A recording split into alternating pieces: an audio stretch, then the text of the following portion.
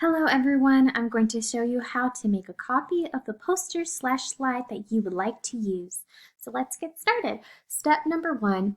So this is the slide/poster that I will be using. I'm going to go to File. I'm going to then go where it says Make a Copy. And don't go into entire presentation, go to Selected Slides. Name it.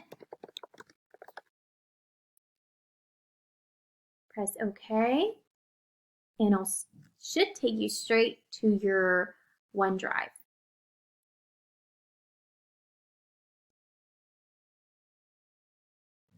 Or to your drive from Google. And then after you have made a copy of your poster, you will then answer the questions from the Padlet onto your poster. Remember to use pictures and descriptive words.